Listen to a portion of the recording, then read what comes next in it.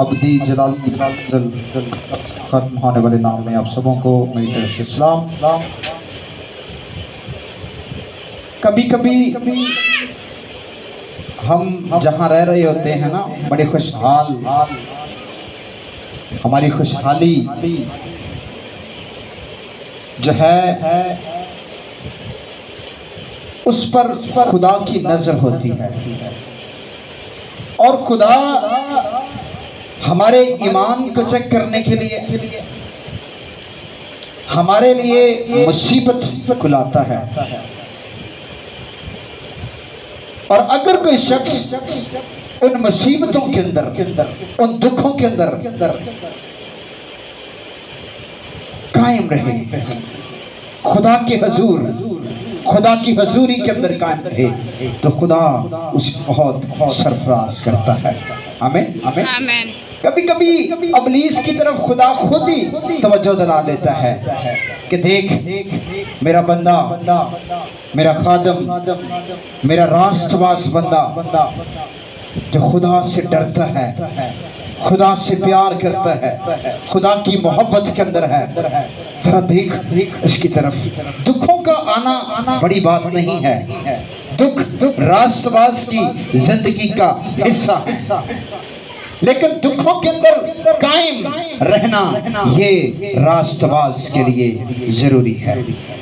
अब इस मुल्क में खुदा हमें रखा हुआ है, इसके अंदर हमारी शख्सियत, हमारा रहना बाइस से बरकत है।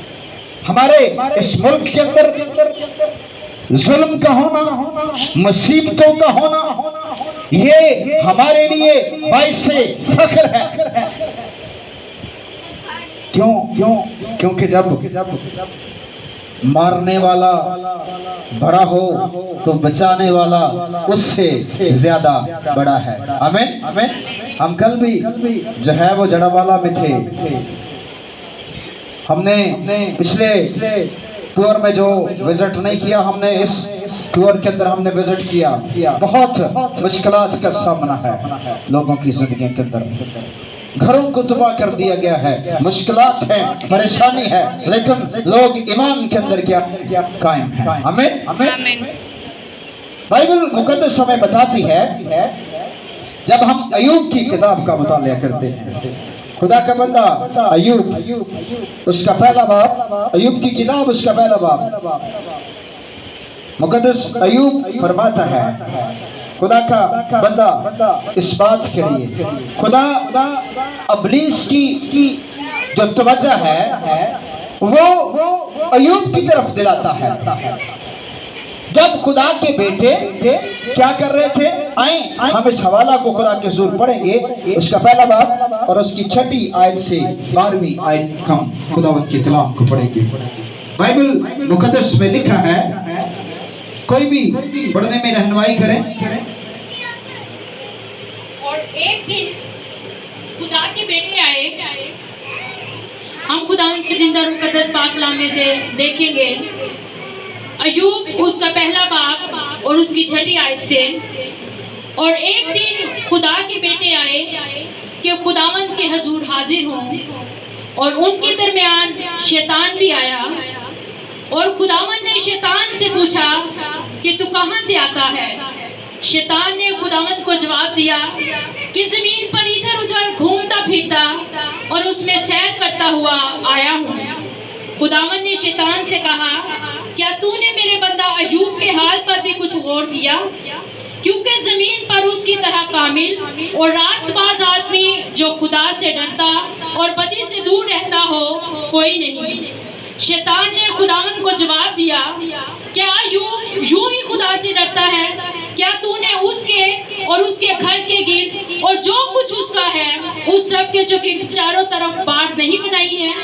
तूने उसके हाथ के काम में बरकत बख्शी है और उसके गले मुल्क में फट गए हैं, पर तू जरा अपना हाथ बढ़ाकर जो कुछ उसका है उसे छू ही दे, तो क्या वो तेरे मुंह पर ही तेरी तकफीर ना करेगा? खुदावंद ने शैतान से कहा, देख उसका सब कुछ तेरे इख्तियार में है, सिर्फ उसको हाथ ना लगाना। तब शैतान खुदावंद के सामने से चला गया। खुदावंद का मुकद्दस कलाम पढ़ा सुना और समझा जाना हम सबों की जिंदगियों के लिए बरकत का बाइस हो। आमीन आमीन। तशरीफ के साथ हो। बाइबल मुकद्दस के अंदर इस जो है वो आए तरफ दिलाना चाहता हूँ। सुने इस बात को गौर से। खुदावंद ने खुद इब्लीस की तवज्जो जो है वो किसकी तरफ दिलाई है? अपने रास्तबाज कामिल अयूब की तरफ। कभी कभी वो हमारी तरफ भी इब्लीस की तवज्जो दिलाता है। खुदा जो हमसे मोहब्बत करता है, और खुदा अयूब से भी क्या करता था? मोहब्बत करता था, प्यार करता था। और लिखा है कि अहले मशरक के अंदर वो कामिल और सबसे अमीर आदमी था। आमीन आमीन। क्या था? अहले मशरक के अंदर वो सबसे कामिल, रास्तबाज, खुदा से डरने वाला और अमीर आदमी, सबसे अमीर शख्स अयूब है। आमीन आमीन। आप भी खुदा की नजर में क्या हैं? सबसे अमीर रास्तबाज जो है वो सबसे अमीर शख्स है। खुदा का बंदा खुदा से डरता है, और क्या लिखा है? कामिल और रास्तबाज, और खुदा से डरता और बदी से दूर रहता है। क्या करता है? बदी से दूर रहता है। इसके बारे में खुदा का बंदा अयूब जो है इस बारे में लिखता है कि इस अहले मशरक के अंदर शैतान और भी जगहों पर जाता था, लेकिन आप जानते हैं कि अयूब के बेटे जो हैं, जब वो महीने के अंदर एक दफ़ा अपने बेटों को बुलाता और क्या करता? उनके लिए खुदा के हुजूर कुर्बानी गुजरानता। और यही वो वक्त था जब वो बैठे हुए थे। तो खुदावंद का कलाम हमें बताता है खुदा कभी कभी हमारी जो तवज्जो है वो लेना चाहता है कि हम उसकी तरफ मतवज्जा हों। आमीन आमीन। आइए खुदा की तरफ मतवज्जा होंगे। जहां जहां जुल्म है, खुदा कभी कभी जुल्म को बढ़ने देता है, उससे रोकता नहीं है। क्या करता है? वो अपने लोगों को उस जुल्म में से क्या करता है? निकालता है, और वो अपनी कुदरत को जाहिर करता है। जुल्म को नहीं रोकता खुदा, दुख को नहीं खत्म करता। क्या करता है? खुदा उसके लिए वसाइल पैदा करता है। खुदा उसके लिए बरकत को भेजता है। खुदा उसके लिए जालिमों के मुंह को बंद नहीं करता, बल्कि खुदा अपने लोगों को उस जुल्म में से क्या करता है? बचाता है और अपनी कुदरत को जाहिर करता है। बाइबल मुकद्दस बताती है हम जब नबूकदनेस्सर बादशाह की तरफ गौर करते हैं तो 3 शख्स हमें नजर आते हैं। कितने? 3 शख्स नजर आते हैं। सदरक, मिशक और अबदनगो। इनके लिए जुल्म की जो हद है वो पार हुई है। इनके लिए बहुत बड़ा जुल्म किया गया है। लेकिन क्या है? खुदा ने जालिमों को कुछ कहा? जो जालिम जुल्म करने वाले थे, जो आग में डालने वाले थे, जो नबूकदनेस्सर बादशाह था, क्या खुदा ने उसे कुछ कहा? क्या खुदा ने उसे मार दिया? क्या खुदा ने उन जुल्म करने वालों को सजा दी? नहीं, बल्कि खुदा ने ऐसा होने दिया। क्यों? ताकि खुदा की कुदरत जाहिर हो और नबूकदनेस्सर इस बात को जाने कि सदरक, मिशक, अबदनगो का खुदा बड़ा खुदा है। हालेलुया। खुदा जानता है आपको, खुदा जुल्म को भी जानता है, खुदा बचाने वालों को भी जानता है, खुदा मारने वाले को भी जानता है। लेकिन क्या कहा है सदरक और मिशक और अब्दुल्नजू के लिए? कहा कि अगर तुम ऐसा नहीं करोगे तो तुम्हें आग की जलती हुई भट्टी के अंदर क्या कर दिया जाए? और कहा आग को कितने गुना तेज कर दो? 7 गुना आग को क्या कर दिया जाए? खुदा ने आग नहीं बुझाई। तो यहाँ जो आग लग चुकी है पाकिस्तान में 22 से बरकत है। आमीन। आपका पाकिस्तान के अंदर रहना क्या है? 22 से बरकत है। कभी कभी हमारा किसी मुल्क के अंदर 22 से बरकत होता है।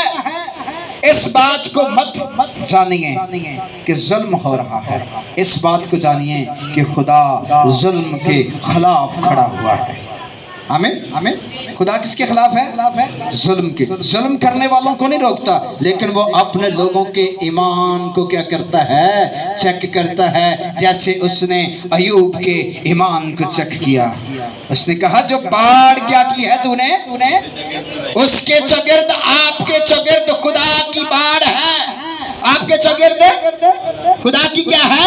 रास्तबाजों, इस बात को जानने की कोशिश कीजिए जो आप रास्तबाज हैं, आपके चौगिर्द खुदा ने एक बार लगा रखी है और अबलीस उसे पार नहीं कर सकता। अबलीस उसको ढा नहीं सकता।